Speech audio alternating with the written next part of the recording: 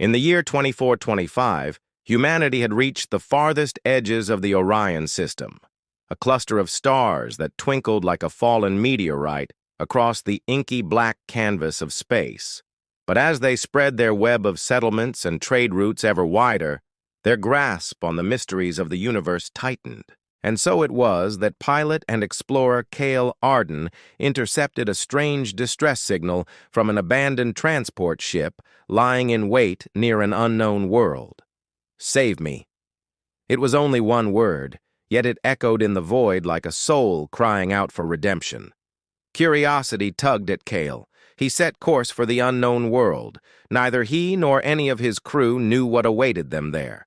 Upon arrival, Kael found a planet cloaked in perpetual twilight, its sky a bruised purple, streaked with hues of dying embers.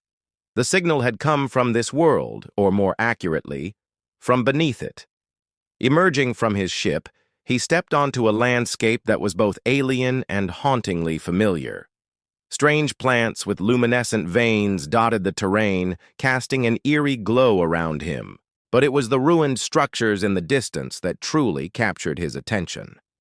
They hinted at a lost civilization, a society that had reached for the stars only to be extinguished like a candle in the wind.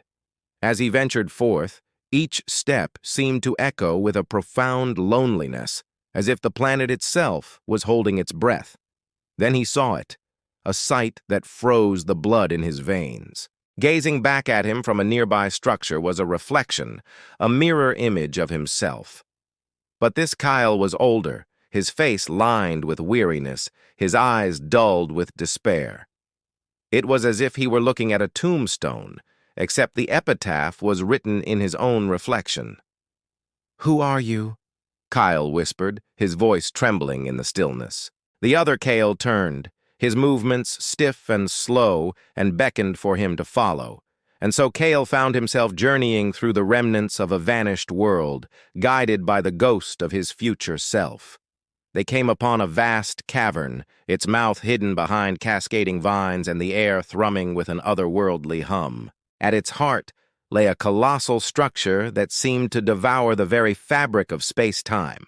It was a time reactor, a device capable of bending the very essence of existence, but it was in its silent, dormant state. "What have I done?" the future Kael rasped, his voice a hollow echo of its former self. "Why have I unleashed this upon the universe?" The answer, Kael realized, lay within the depths of the planet, within the core of the time stream itself. He journeyed to the core of the planet, accompanied by the wraith of his future self. There, amidst the swirling chaos of time and space, he learned the truth. The planet's core teemed with temporal energy, warping the very flow of time around it. This energy, if left unchecked, would eventually destabilize the space-time continuum, threatening not just this world, but every colony in the Orion system. His future self had tried to stop it, but in doing so had become trapped, his consciousness a mere echo, forever bound to the planet's core. Now it was up to Kael to right the wrongs of the future. But how do you stop something that's already happened? Faced with this impossible choice, Kael knew that the fate of countless lives, perhaps the entire Orion system, rested on his shoulders.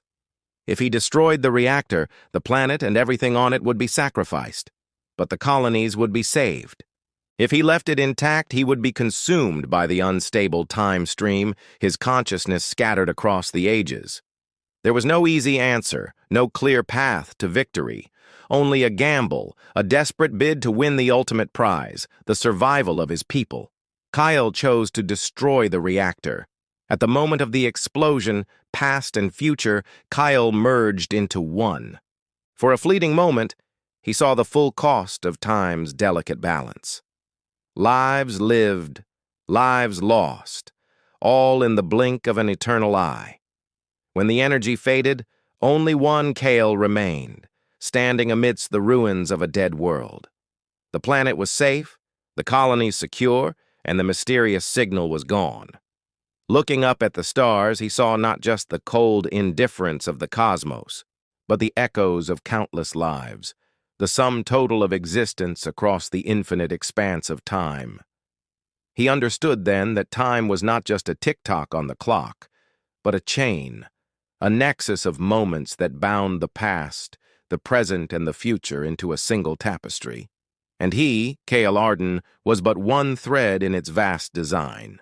With newfound resolve, he launched back into the unknown, ready to face whatever new signal, whatever new mystery the universe chose to reveal itself. For he was more than just a pilot. He was a traveler in time, a guardian of existence. And as long as the universe spun its tale, he would be there to listen.